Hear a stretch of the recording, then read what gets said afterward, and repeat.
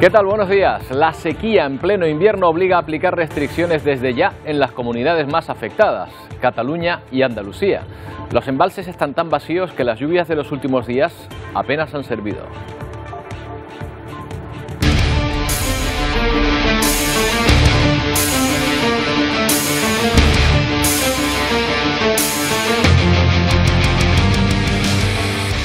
Tendría que seguir lloviendo un mes seguido, de hecho, para poder recuperar los niveles de normalidad a estas alturas. En Andalucía, las autoridades reconocen una situación alarmante que está provocando cortes en Algeciras o en Fuengirola y ya se piensa en contratar barcos para llevar agua a las grandes ciudades en verano. En Cataluña están en fase de preemergencia y en varios municipios de Barcelona se va a reducir la presión del grifo para gastar menos agua. Los cultivos se ven afectados, los olivares siguen sin recibir el agua necesaria para mejorar la cosecha, lo que podría aumentar aún más el precio del aceite de oliva. Enseguida veremos hasta cuándo puede seguir subiendo el aceite, pero nuestra primera parada hoy es en el puerto de Arguineguín, donde esta mañana llegaba una nueva patera. No ha sido la única en las últimas horas. Buscamos los detalles con Alicia Suárez. Alicia, las personas que ocupaban esa embarcación fueron localizadas en el mar y trasladadas a bordo de esta salvamar Macondo hasta el muelle de Arguineguín, al suroeste de la isla de Gran Canaria. Hablamos de 49 personas de origen subsahariano. No sabemos definitivamente cuántos menores de edad hay entre ellos, pero sí sabemos que había al menos un niño que podría tener en torno a unos 10 o 12 años, pero ya sabemos que serán esas pruebas de edad las que determinen pues exactamente si son mayores o menores de edad.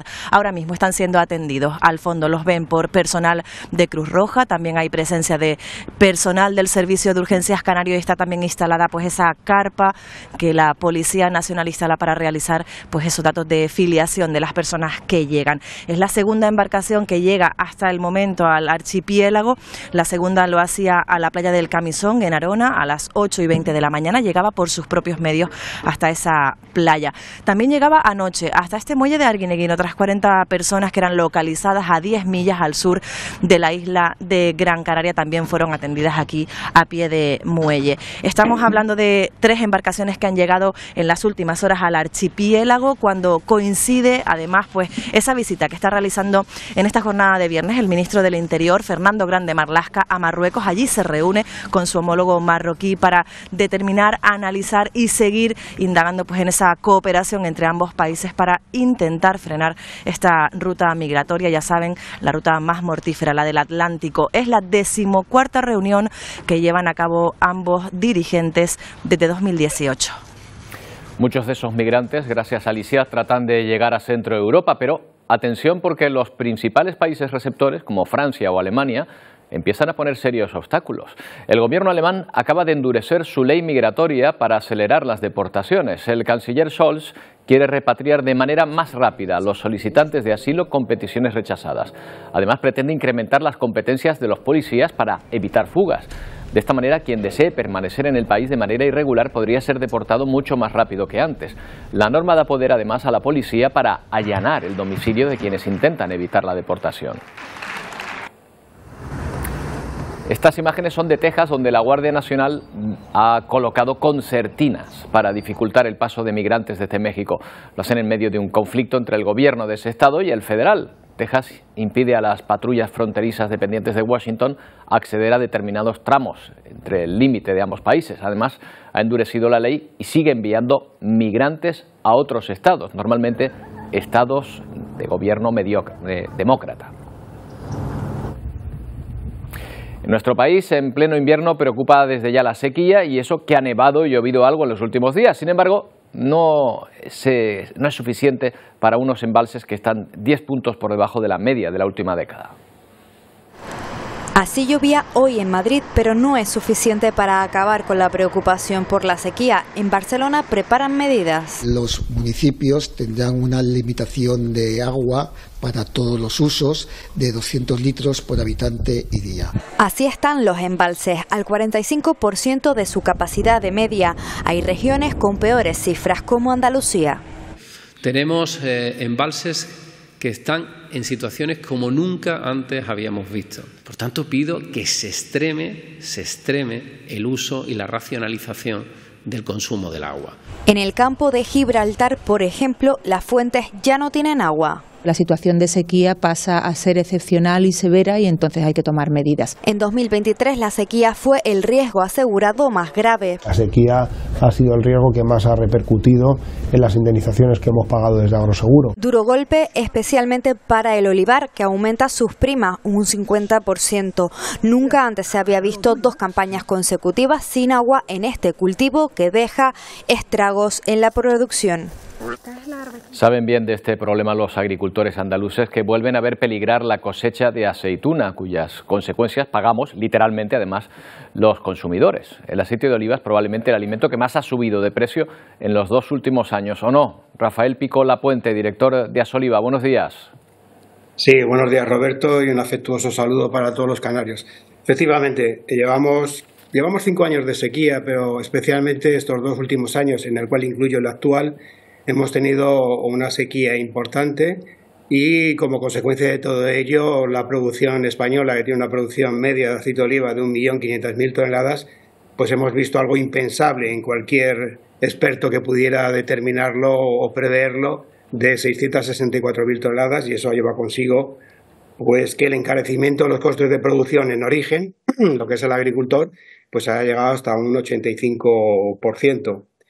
Con todas las consecuencias, además de todos los costes de producción por el incremento de la guerra de Ucrania, los costes derivados de la energía, en fin, un largo etcétera. ¿En qué meses debería llover para que el olivar dé una buena cosecha? ¿Cuándo es cuando se engorda, digamos, la fruta? Bueno, yo creo que tenemos una sequía de tal calibre que lo que tenía que llover ahora muchísimo, en primer lugar para que los embalses pudieran tener agua, para que luego en el verano pudiera haber un riego de apoyo para el olivar. Es un tema muy importante cuando el olivo está en floración, que es en el mes de abril o mayo. De hecho, en las 2 últimas campañas, aparte de la sequía, vino 2 olas de calor muy importante que hizo que la flor del olivo cayera al suelo. Si no hay flor, no hay aceituna, y si no hay aceituna, no hay aceite de oliva. Por lo tanto, habría que llover mucho ahora mismo y luego en la época de floración no venir unas olas de calor como hemos tenido en las 2 últimas campañas. Claro, la cosecha anterior fue de casi la mitad, hemos escuchado que de lo habitual. ¿Pinta mejor la de este año o todavía no lo saben? No, bueno, todavía se está recogiendo, pero vamos, las previsiones es que va a ser un poco mejor, podría llegar a 800.000 toneladas en vez de 664.000 toneladas, pero muy alejado del 1.500.000 toneladas que tenemos en España de media. Y yo creo que la disponibilidad de aceite de oliva va a ser la misma, porque aunque haya más producción, también hay menos aceite de oliva no vendido de la campaña anterior. Y por lo tanto creo que la disponibilidad va a ser parecida a la que hay actualmente. Digamos que hay una buena noticia, entre comillas, y es que a estos precios el consumo se resiente. De hecho, en España el consumo ha bajado un 38%, hablando en volúmenes, y la exportación ha bajado más de un 40%. Esto progresivamente se ha ido deteriorando el consumo hasta que la oferta y la demanda se ha igualado. No hay tantas tensiones, pero digamos que el precio en origen tampoco preveo yo que haya muchas variaciones con respecto a lo que hay actualmente, porque no hay un exceso de producción que pudiera permitir una reducción de costes de producción en origen. Claro, pero esto, aunque puede contener los precios, para ustedes es una mala noticia, porque claro, están dejando de vender muchísima producción, ¿no?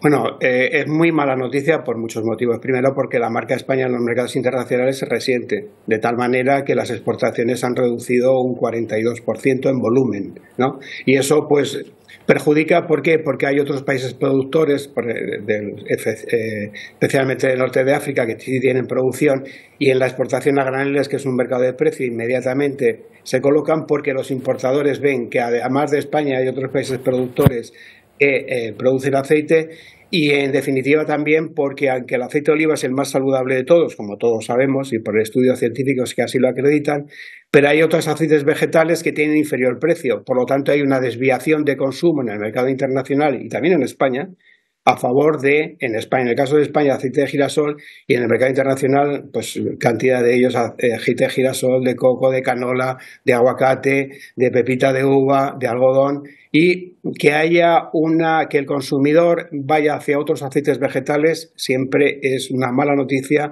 para lo que es el sector productor, incluso para el consumidor, porque no tiene los beneficios saludables su consumo como tiene. Lo que pasa es que yo me imagino que en la mente del consumidor está que esta situación vuelva a la normalidad, es decir, volver al aceite de oliva cuando los precios sean un poco más bajos. ¿Esto usted cree que va a ser automático? En el momento que haya una buena cosecha, al poco tiempo inmediatamente lo vamos a notar en los estantes de los supermercados. Bueno, yo creo que todo tarda un poquito más, ¿no? Porque hay que darse cuenta que, por ejemplo, en este momento hay bastante desabastecimiento en los mercados internacionales de aceite de oliva. Cuando haya una buena producción, en algún momento espero que en España llueva, pues habrá aceite para exportar, habrá que abastecer esos mercados y se podrá regular el precio del aceite de oliva. Todo, desde luego, sobre la base de oferta y demanda, ¿no? Si la demanda es fuerte y ha sido fuerte en la pasada campaña, por eso hay una tensión de precios tan enorme, que de hecho todavía lo está habiendo, ¿no? Pero yo creo que en este momento la disponibilidad va a ser la misma y digamos que a estos precios no se resiente el consumo, tanto consumo nacional como consumo en el mercado internacional, y hay un equilibrio. Por lo tanto, vamos a ver si llueve, vamos a ver si en la floración este año no tenemos olas de calor y se puede tener una producción mucho mejor para la próxima campaña. Y entonces en la próxima campaña yo creo que las cosas volverían un poquito, poco a poco, a lo que normalmente ha habido en España, de unos precios, digamos, razonables para este producto. Bueno, pues esperemos que así sea. Rafael Pico, ha sido un placer. Gracias por su tiempo. Buenos días. Igualmente, muchas gracias. Buenos días. En Gaza, la violencia escala un peldaño más tras el hallazgo de Israel de los cuerpos sin vida de 21 de los rehenes que jamás mantienen su poder.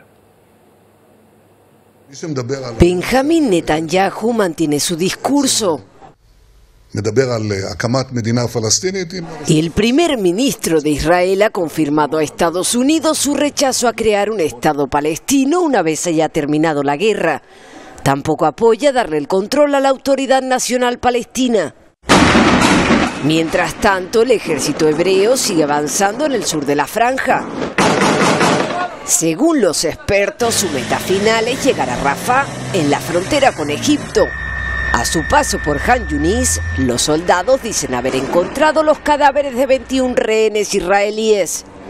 Los gazatíes, por su parte, denuncian las macabras prácticas de las tropas hebreas. Relatan que los soldados se dedican a desenterrar las tumbas a su paso por los cementerios. En el sur de la franja se concentra la mayoría de desplazados, 2 millones de personas que no pueden volver a casa porque ya no tienen su vivienda en pie. A escombros también ha quedado reducida la ciudad de Tulkarm, en Cisjordania. Fíjense en este campamento. Este residente cuenta que la habitación, el baño y el patio están dañados por la explosión de las bombas.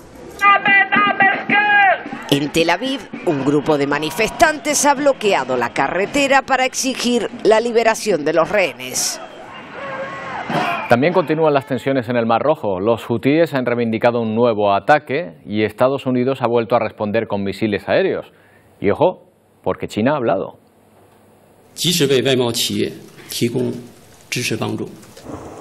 El portavoz del Ministerio de Comercio ha instado a las partes a restaurar y salvaguardar la seguridad en las rutas marítimas para garantizar el orden normal del comercio global.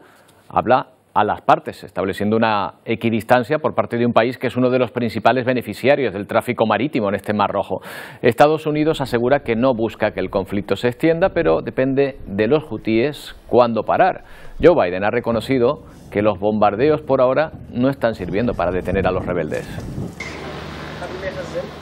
El miedo a que el conflicto se extienda ha llevado a los gobiernos de Irán y Pakistán a apelar a sus buenas relaciones diplomáticas, al mismo tiempo que bombardean objetivos en el país vecino.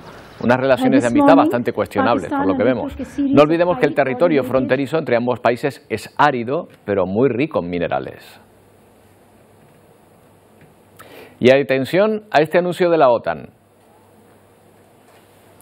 Está preparando las mayores maniobras militares en décadas. Van a participar 90.000 soldados, una cifra récord de tropas. Comienza la semana que viene y se extenderá hasta el mes de mayo. Se van a desarrollar sobre todo en suelo europeo, en Europa del Este, y van a simular el estallido de la Tercera Guerra Mundial. Suena inquietante, ¿verdad? La OTAN lo ve como una demostración de unidad y fortaleza, dice, para proteger a sus ciudadanos. Ya ven que el mundo parece rearmarse ante múltiples amenazas. Una de ellas es la de Corea del Norte. El propio régimen norcoreano se atribuye ese estatus con sus continuas provocaciones. La última es un dron que asegura Corea del Norte podría provocar un tsunami radiactivo. Suma y sigue en sus provocaciones, pero ¿qué hay que hacer ante las constantes amenazas norcoreanas?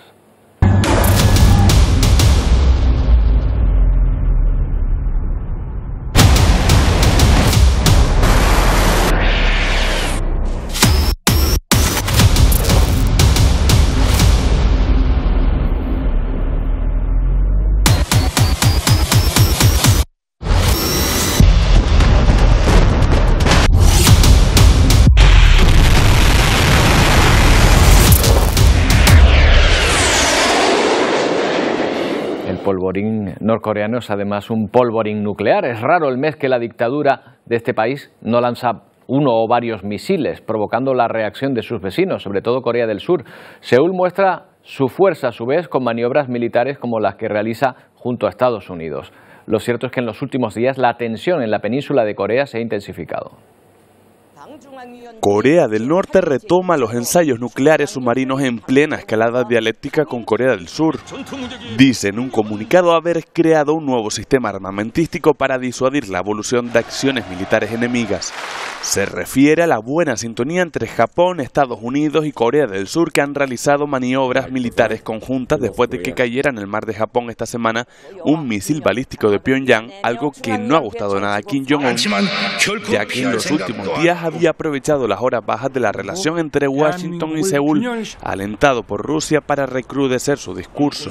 Ya en marzo y abril de 2023, Corea del Norte había probado este dron nuclear capaz de generar tsunamis, aunque los expertos militares de Estados Unidos dudan de la veracidad de ese proyectil, pero sí dicen que la situación actual es la más peligrosa desde la guerra de 1950. El líder supremo de Corea del Norte renunció esta semana a la reunificación y pidió cambiar la constitución del país para considerar al sur como enemigo. Un choque de provocaciones y acusaciones directas que llevan a la zona a los precedentes de la guerra que dividió en dos a la península de Corea hace ya 74 años. Bueno, una muestra de lo desquiciado de esta dictadura comunista la tenemos en dos adolescentes. Ahí los tienen condenados a 12 años de trabajos forzosos por ver y distribuir películas y dramas surcoreanos. En Corea del Norte es un crimen importar cultura externa y capitalista. Ya en 2014 fusilaron a 10 personas del Partido de los Trabajadores por ver telenovelas. Bueno, al margen de todo, es una amenaza latente y constante. Vamos a preguntar por este país, siempre una incógnita. Felipe de Basa es profesor de Historia Contemporánea y Mundo Actual, director del Máster Oficial en Unión Europea y China de la Universidad Rey Juan Carlos. ¿Qué tal, Felipe? Tiempo que no hablábamos. Hacía tiempo, Roberto. Muy buenos días. Bueno, un régimen, decimos desquiciado, con armamento nuclear, que hasta ahora se ha contenido en la amenaza constante, pero ¿ha cambiado algo en los últimos tiempos que deba preocuparnos más de lo normal? Algo sí, parece que antes del COVID, sobre todo en el año 18, se podía avanzar en la reunificación pacífica, no, se podía avanzar en un entendimiento pacífico entre las dos Coreas, la República Democrática Popular y la República de Corea. Pero ahora la situación está prácticamente mal y, como habéis dicho antes, peor que nunca. El año pasado fue un año prolijo en acuerdos ruso-norcoreanos, o entre Rusia y la República Democrática Popular de Corea. Primero afianzando los temas comerciales, luego avanzando más de armamento, pero el caramelo, habéis dicho, es peligrosa los temas nucleares y a estas tecnologías. ¿Por qué? Porque está necesitando acceder a otros mercados por el costo de la guerra. Estamos teniendo, Felipe, algunos problemas con la conexión. Vamos a intentar reconectar de nuevo para tratar de recuperar la comunicación. Vamos primero a cómo está la situación en otro lugar, en Estados Unidos, un representante del mundo libre, pero donde encontramos también comportamientos más que cuestionables. Alabama recupera el método del gas nitrógeno para aplicar sentencias de muerte, y todo por un problema de suministro. Una normativa europea dificulta que las farmacéuticas puedan vender a los verdugos los compuestos para las inyecciones letales. Y el primer sentenciado a muerte con este gas se llama Kenneth Smith, condenado por asesinato en 1988. Esta persona lleva ya 36 años en el corredor de la muerte y ha vuelto a recurrir la decisión porque el método no tiene efectos seguros, según dice. Incluso podría quedar en estado vegetativo. Un juzgado, por lo pronto, ha desestimado su recurso. Bueno, enseguida volvemos con la situación de Corea, recuperaremos esa comunicación y también veremos cómo está afectando el temporal de frío y nieve a Estados Unidos. Una muestra de cómo la tecnología se ve superada por la tracción natural ante situaciones extremas. Ahí ven a una camioneta varada en la nieve y un señor con un 2 caballos, literal, un Amish, tratando de sacarlo de ahí. Enseguida veremos si lo consigue.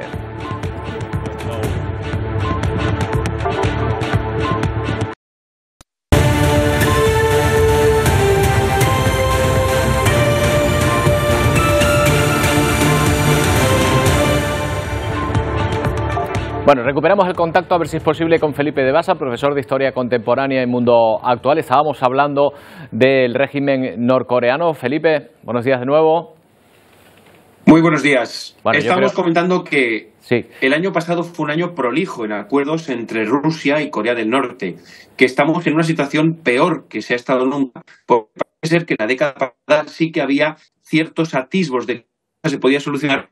Corea del Norte acaba de anunciar que su el país más hostil es Corea del Sur. Por otra parte, Corea del Norte nunca ha renunciado a una invasión de Corea del Sur. Por tanto, la cuestión es complicada.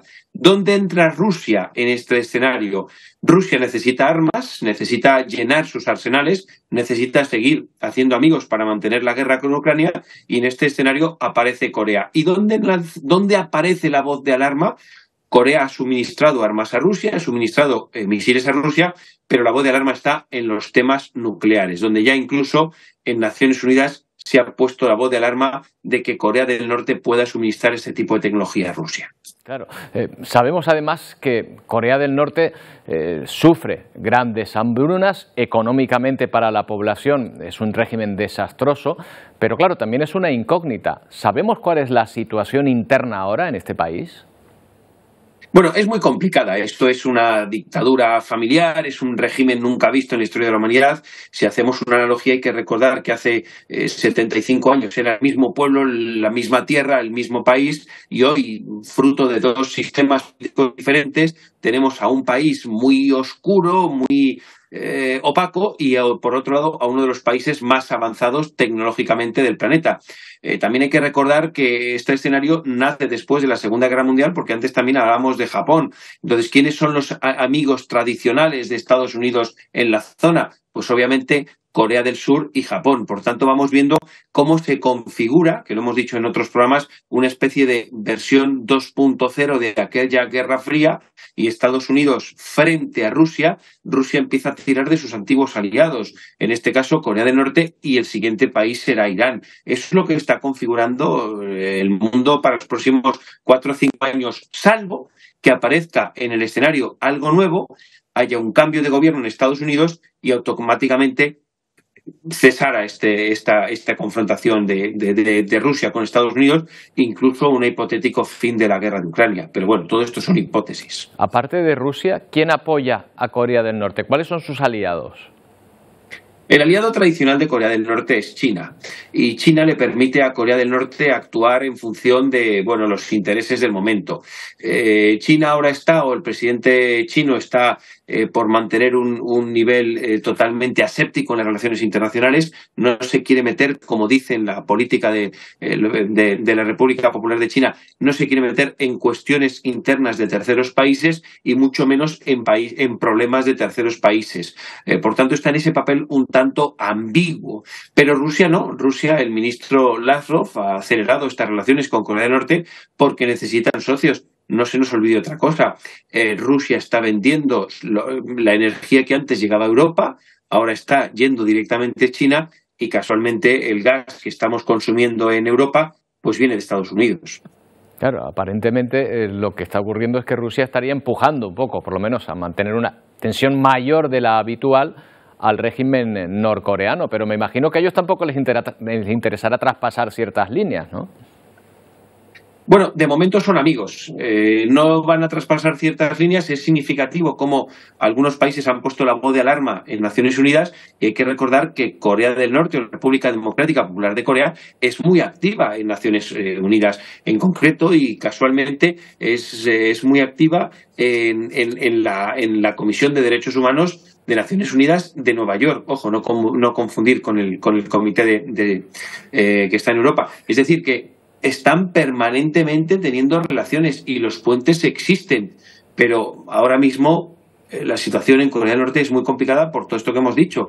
Escenario de la guerra de Ucrania, relaciones con Rusia. Rusia necesita ampliar ese círculo de amigos, y por otra parte Corea del Norte ha encontrado un canal para distribuir armas y a ver qué pasa con la energía nuclear. En esto entra en juego la relación tradicional entre Corea del Sur y Estados Unidos, y tenemos los ingredientes para una tormenta perfecta, porque hay que recordar que la línea que separa Corea del Norte con Corea del Sur, aunque hay un espacio desmilitarizado, pues es muy fina, y puede pasar cualquier cosa. El famoso paralelo, efectivamente. Felipe, un placer hablar contigo, como siempre, gracias. Roberto, muy buenos días. Bueno, y vemos también la situación en Ecuador, inmersa aún en la espiral de violencia que comenzó hace 2 semanas. Han continuado las redadas en diferentes cárceles para controlar a los pandilleros, después del asesinato del fiscal que investigaba, entre otras cuestiones, el ataque al canal de televisión. Parece que ya han detenido a los autores del crimen. Desde Guayaquil nos da más datos Merlin Ochoa. 12 horas después del asesinato del fiscal César Suárez, la policía de Ecuador presentó a 2 de los 4 sicarios quienes habrían participado de este crimen que se registró la tarde del miércoles en el norte de Guayaquil, la ciudad más peligrosa del país. Uno de ellos se habría disfrazado de agente de tránsito municipal para despistar a las autoridades, y el otro sería el gatillero. Las investigaciones también determinan si este grupo pertenecen a los Chone Killer, que es una agrupación identificada por el gobierno como terrorista. De hecho, este grupo también es investigado por la policía por el crimen de otro fiscal que se registró el pasado 1 de junio. Ahora las investigaciones están determinadas, o más bien los operativos están encaminados a desarticular a toda esta organización narcocriminal. Y mientras se continúa con la investigación del asesinato del fiscal, las fuerzas de seguridad ecuatorianas han llevado a cabo una redada en la prisión de Guayaquil, la cárcel de la que se fugó Adolfo Macías, el líder de la pandilla de los choneros. En la última semana se han llevado a cabo redadas similares en otras cárceles. Hay 1.700 funcionarios de prisiones que cada día se enfrentan a situaciones de violencia. ¿Cuánto personal interviene en un centro de privación de libertad para medio controlar? Mínimo son 1.000 efectivos, 1.000 efectivos para medio controlar un centro de privación de libertad. La situación en Ecuador nos suena, por lo menos es muy parecida en parte a la que ocurre en México. Hay una asociación que ayuda precisamente a periodistas de este país a huir de este lugar. Arturo Landeros es coordinador del programa Barcelona, que protege a periodistas mexicanos, Taula per Mexic. ¿Qué tal? Buenos días. ¿Qué tal, Roberto? Buenos días. Oye, Arturo, ustedes ayudan a proteger a periodistas mexicanos que han sufrido algo muy parecido a lo que está pasando ahora en Ecuador, ¿verdad? Pues de hecho fue el primer pensamiento que tuvimos cuando vimos esas imágenes de la toma de este medio televisivo en Ecuador, porque efectivamente el narco en México también amedrenta y amenaza a los periodistas, a las redacciones de periódicos. Se ha dado ocasiones en que han puesto o han lanzado granadas, ¿no?, o ráfagas hacia los medios. Entonces es una situación, claro, que tiene vasos comunicantes con lo que está pasando en Ecuador.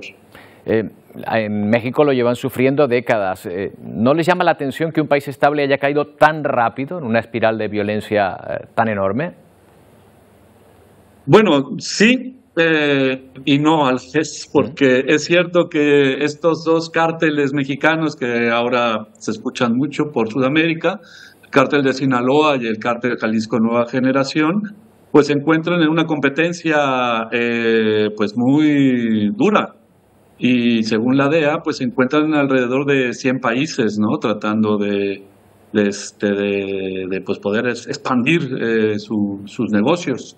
Entonces, claro, esto mismo en Ecuador está haciendo ahora como una de las partes de sus estrategias para evadir, por ejemplo, los controles que puede haber en Colombia o en Perú, ¿no? En países productores de cocaína, y que desde luego de Ecuador pues puede ser el hub propicio para que se saque ese producto hacia Estados Unidos o hacia Europa. Entonces, en realidad es interesante preguntarse, más bien, pues, ¿desde cuándo están ahí, no? Porque, como se mencionaba, claro, la violencia, por ejemplo, con el asesinato del candidato presidencial, ¿no? Fernando Villavicencio, pues bueno, está también vinculado a amenazas del narcotráfico. Entonces, claro, tenemos esta explosión actual, pero de algo que venía incubándose probablemente desde hace años. Claro, que era periodista también Villavicencio, igual que Cristian Zurita, quien le sustituyó y quien ha tenido que exiliarse también de este país, de Ecuador. Pero aparte de las bandas armadas del narcotráfico, no hay que olvidar que son necesarios dos ingredientes más, que yo creo que se dan también, Arturo. Por un lado, una desigualdad económica muy fuerte. Había zonas en Ecuador, lo hemos estado viendo en estos días, prácticamente abandonadas por el Estado, y donde evidentemente el narco tiene una entrada muy fácil, por así decirlo. Y por otro lado luego está la corrupción, que también se ha imbricado dentro del aparato estatal ecuatoriano, ¿no? Sí, y hay que recordar también que el Estado ecuatoriano se ha venido haciendo pequeño, ¿no? Desde los últimos 3 presidentes al menos, ¿no? La reducción del Estado y la inversión también, por un lado, en programas, ¿no? de ayudas sociales, y desde luego otros en seguridad. Pues bueno, son el caldo de cultivo propicio, ¿no? Ecuador, desde luego, tiene una pobreza, probablemente no es la misma que en México, ¿no? Estará sobre el 30% de la población, para una población de 18 millones de habitantes, que sí puede ser importante, pensando que en México hablamos de una población de 130 millones de personas con índices de pobreza que superan el 50%, ¿no? Pero es cierto, o sea, Guayaquil es eso, ¿no? Las regiones que están saliendo ahora en los medios, desde luego tienen pocas oportunidades y se habla poco también de este hecho, ¿no? O sea, si algo conecta también, desde luego, México con Ecuador, tiene que ver con que quienes están formando parte de estos grupos criminales o grupos del crimen autorizado, como ahora se suele llamar, pues vienen de esos extractos, ¿no? Que también están buscando la forma de salir de la pobreza de una manera bastante equivocada, porque al final es gente muy joven que está poniendo su vida de por medio, ¿no? Ecuador, Arturo, es un país más pequeño, 18 millones de personas, y digamos que este fenómeno del narco tiene menor recorrido. ¿Crees que esto puede hacer que el país, el sistema, la convivencia sea salvable en este país, que se pueda arreglar la situación a lo mejor y que no se enquiste como ha ocurrido en México? Claro, y eso depende de lo que tú mencionabas, el otro elemento que es la corrupción, ¿no? Bueno, hay un presidente ahora mismo que también está ante un juicio político, pero no por corrupción, que también ha sido, ¿no? Me refiero a Guillermo Lasso, pero que de alguna manera también, o sea, no están siendo como muy claros, ¿no? Con estos procedimientos. Entonces, si hay un factor clave en México para que también la situación haya ido a peor, fue la colusión del narco con autoridades políticas, desde las más bajas, digamos, alcaldes de pueblos, ¿no? Que podían hacer un frente de contención, pero bueno, que al final han sido devorados por el narcotráfico, o el narcotráfico directamente ha puesto a alcaldes o a políticos en puestos importantes. Entonces, o sea, el combate a la corrupción es fundamental, es una pieza que si no se salva, pues bueno, Ecuador estará perdido, ¿no? Y bueno, vemos señales como de que será difícil también poder combatir la corrupción. Hay un caso importante, por ejemplo, en Guatemala, cuando estuvo la CICIG, que fue una entidad promovida por Naciones Unidas para poder combatir la corrupción y que, bueno, fue muy exitosa hasta que otro presidente la quitó. Pero claro, o sea, las formas en que también la comunidad internacional puede ayudar a frenar la corrupción en Ecuador, habría que explorarlas, porque creo que esta serpiente ya está como ya está muy enraizada, ¿no? Bueno, pues será difícil, pero bueno, o sea, la voluntad la tiene el pueblo ecuatoriano, así es que buscar las formas de cortar este fuego. A ver si a esa voluntad se le ayuda con los medios suficientes para que puedan hacerlo, porque es desde luego un rival colosal. Arturo, muchas gracias por habernos atendido. Buenos días. Al contrario, Roberto, gracias. Aquí estamos. Bueno, enseguida llegan nuestros compañeros de Ponte al Día. con la alegría de que hoy es viernes, no me equivoco, ¿verdad? Wendy, Pedro, hoy es viernes y hay que celebrarlo también. ¿Qué tal, Roberto? Hola, muy buenos días. Enseguida vamos a comenzar Ponte al Día y lo haremos escuchando una serie de denuncias vecinales que han llegado aquí a nuestro programa a Ponte al Día, como por ejemplo, los vecinos de la avenida Venezuela en Santa Cruz de Tenerife están hartos, están cansados de tener que soportar el ruido de los camiones de basura a su paso por su barrio a altas horas de la madrugada.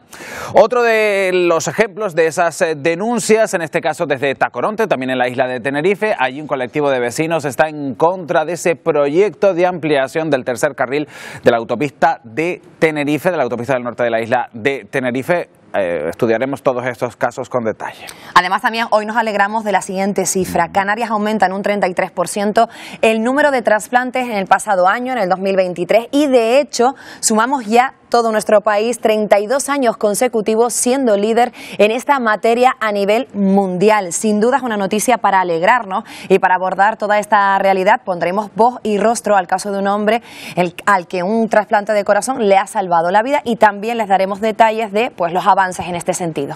Bueno, seguiremos hablando de salud, en concreto del consumo de alcohol entre los más jóvenes. Según un último estudio, los jóvenes con edades comprendidas entre los 18 y los 24 años beben mucho menos que generaciones anteriores. Lo vamos a discutir con ellos y también con personas un poco más mayores para ver esas diferencias que hay entre generaciones, ¿no? Hablaremos de los planes para este fin de semana, porque ya me dirán ustedes, para este viernes un buen plan es quedarse en casa viendo televisión canaria y pedir algo de comida a domicilio. Pero claro, ustedes se han preguntado en qué calidad viene esa comida, cómo llega esa comida. ¿Puede llegar contaminada debido a los envases que utilizan determinados restaurantes? Un equipo de investigación de este programa nos dará todas las claves en este sentido. Con todo esto y mucho más, arrancamos en tan solo unos minutos. Ponte al Día. Hasta ahora. Hasta ahora. Bueno, y vamos antes hasta Estados Unidos. 40 personas han muerto en este país por culpa de las tormentas de nieve y el frío extremo de la última semana. Miles de personas siguen sin suministro eléctrico y los pronósticos no son buenos. Para este fin de semana se espera más frío y más nieve en el centro y este del país. Canadá y Estados Unidos siguen bajo los efectos del frío extremo y la nieve. Esta es la imagen de Nebraska, temperaturas bajo cero y montañas de nieve que se acumulan en las calles. La sensación térmica ronda los menos 20 grados. Aquí se han tenido que cerrar casi 3.000 kilómetros de carreteras. En Tennessee han tenido que tirar hasta de los caballos de los Amis para sacar camiones de la nieve. Con este temporal se complican los desplazamientos, también aéreos. El hielo fue el causante de que este avión se saliera de la pista en el estado de Nueva York. En los alrededores de Búfalo la nieve supera el 1,5 metros de altura. Aquí se produce el efecto lago. Cuando las aguas no congeladas de los grandes lagos se mezclan con el aire helado, forman nubes que enseguida producen nieve. Al menos 40 personas han muerto en Estados Unidos por este temporal. Miles de personas siguen sin suministro eléctrico y los pronósticos no son buenos. Para este fin de semana se espera más frío y más nieve en el centro y en el este del país.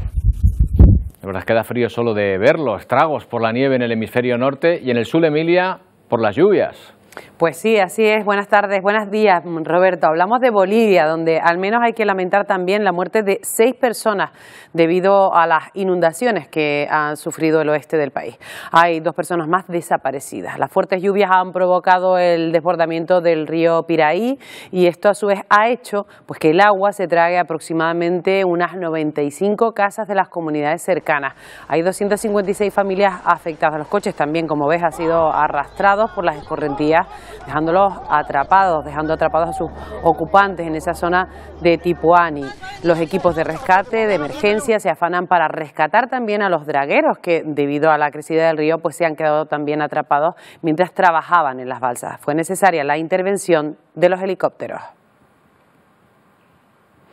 Bueno, y dejamos de mirar a la Tierra para mirar al espacio, porque desde Florida, desde el Centro Espacial Kennedy de la NASA en Cabo Cañaveral, partía esta madrugada la primera misión privada europea a la Estación Espacial Internacional, que además está liderada por Miguel López Alegría, el primer astronauta español. Se trata del primer lanzamiento que la Agencia Espacial Europea pues ha empleado, Fleta, empleando exclusivamente una compañía espacial privada. Tras 2 días de viaje hacia esa Estación Espacial Internacional, donde llegarán mañana sábado, los astronautas pasarán 2 semanas a bordo para llevar una serie de misiones científicas, entre ellas investigaciones con células madre.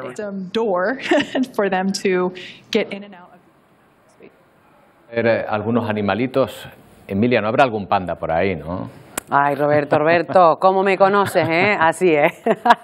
Te traigo unos cuantos. Mira, los primeros están disfrutando de la nieve. Serán los únicos que disfruten de la nieve, por cierto, que últimamente ha caído en el continente. En este caso, 2 ejemplares gemelos, se llaman Bao Di y Bao Mei, y disfrutan de la nieve en el zoológico de Bélgica, mientras el resto del mundo pues se congela, ¿no? Se interrumpen las comunicaciones y se paralizan los países enteros. Ahí los tienes jugando, que da gusto, como si estuvieran en su propia casa. En China, es la vida panda que yo llamaría, que también lleva a este otro ejemplar que vamos a ver, este sí que está en China, que tiene hasta un caballito de madera, de fuerte resistencia por lo que estamos viendo, ¿eh? Se llama Panda Hai y es conocido mundialmente por ser bastante divertido el ejemplar, mira. Bueno, un programa sin panda no puede ser, Emilia, ¿eh? Un viernes sin panda no es viernes. Bueno, y un viernes sin previsión para el fin de semana pues tampoco lo sería. ¿Qué pues tenemos no, la verdad es que no, porque sábado? hay que hacer planes, Bueno, te cuento, la previsión de momento nos trae un fin de semana bastante más tranquilo que lo que hemos tenido la semana, pero con viento. Venga, vamos primero con la imagen de satélite, porque ahí tenemos a la borrasca Juan, que la ha nombrado la EMET. Ahí ves cómo recorre la península, va a poner en jaque muchas provincias de la península ibérica. De hecho, hoy hay aviso rojo, el máximo, por ejemplo, en Soria, así que mucha precaución para los que se vayan a desplazar a la península, porque hay nieve y frío, menos 13 grados. En el archipiélago de momento tenemos poca nubosidad durante esta mañana, nubes como mucho en la cara norte de las islas, que alguna gotita han dejado. Vamos a verlo mejor en la imagen de satélite visible. Ahí tenemos nubosidad de tipo bajo en el norte de La Palma, ha dejado alguna gota en Garafía, también en el norte de la isla de Tenerife, alguna gota también ha caído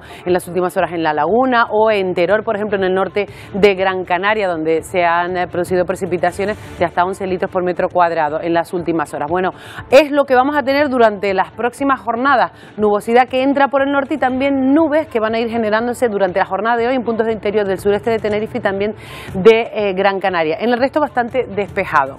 ¿Qué va a ocurrir? Bueno, pues que recuperamos el anticiclón. ¿Y qué viene con el anticiclón? Vienen los alisios. El anticiclón se va a ir posicionando, se va a ir desplazando y va a enviarnos vientos del nordeste. Esos vientos del nordeste van a hacer que refresquen las temperaturas, sobre todo las mínimas durante la noche. Vientos que van a soplar con intensidad mañana, pero sobre todo el domingo, así que mucha precaución con ese viento el domingo. De hecho, la previsión de las rachas intensas de viento marcan ya que especialmente en los canales entre islas, fíjense, entre Tenerife y Gran Canaria, aquellos que vayan a viajar este fin de semana en barco, también canales entre La Palma y Tenerife, esas rachas de vientos podrían llegar y superar los 70 kilómetros por hora en algunos puntos. Y las zonas habituales de aceleración del alisio, que son el noroeste y el sureste de las islas. Así que arrecia el alisio especialmente el domingo. Vamos con la previsión. Mañana sábado esperamos intervalos nubosos en la cara norte de las islas con probabilidad de precipitaciones débiles e intermitentes en el norte de La Palma, de Tenerife y de Gran Canaria. En el resto, intervalos nubosos poco importantes, con nubosidad de evolución en puntos del interior del sureste de Tenerife o, por ejemplo, de Gran Canaria, con viento del nordeste moderado que podría ser más intenso en zonas más altas. Temperaturas sin grandes cambios, rondando los 22, 23 grados, situación marítima de mar de fondo del noroeste con olas de 1,5 metros de altura. Y el domingo, ¿qué esperamos para el domingo? Pues una jornada bastante parecida. En general, con intervalos nubosos, menos probabilidad de lluvia el domingo, pero sin nubes al norte, con cielos más despejados hacia el sur, con viento más fuerte en canales entre islas, como acabamos de ver, y también por las medianías y las cumbres, con temperaturas similares, máximas de 22 grados, y una situación marítima que se complica precisamente por ese viento entre los canales de la isla. Mar de fondo del noroeste, con olas que podrían levantarse hasta los 3 metros de altura, así que mucha precaución con el viento, sobre todo si van a viajar en barco este fin de semana y especialmente el domingo. Roberto. Bueno, pues ahí está, la previsión para este fin de. Gracias, Emilia. Bueno, hasta el lunes. Hasta el lunes. Bueno, ¿cómo será de grande el crucero más grande del mundo? que tiene hasta barrios dentro del barco en los que no falta ni su propio Central Park. Conocemos la versión acuática del Central Park. Es uno de los 8 barrios que componen esta ciudad construida dentro de un barco. El mayor crucero del mundo tiene capacidad para 10.000 pasajeros y 40 restaurantes. El Icon of the Seas es además el primer barco de recreo en tener su propio parque acuático. El objetivo, dice el ingeniero que lidera este macroproyecto, es que todos y cada uno de los turistas encuentren su lugar aquí. Lo pueden buscar en sus 365 metros de longitud, en alguna de sus 20 cubiertas. Construirlo ha costado casi 2.000 millones de euros y pasar una semana en él puede costar entre 2.000 y 5.000 euros. De momento está atracado en Miami y comenzará su primera travesía a finales de enero, rumbo al Caribe Oriental. Y ahora una auténtica muestra de fe. La de estos fieles desafiando la nieve y las aguas heladas de un estanque cerca del Kremlin, en Moscú, para celebrar la Epifanía ortodoxa. Las temperaturas de -5 grados no impidieron a los participantes sumergirse en el agua fría. Creen que sus pecados son lavados simbólicamente mediante este ritual, que además debe realizarse ahora, en pleno mes de enero. Una muestra de fe, como les digo. Bueno, con estas imágenes les dejamos. Volvemos el próximo lunes a las 11 en una nueva edición de Atlántico Noticias. Feliz fin de semana.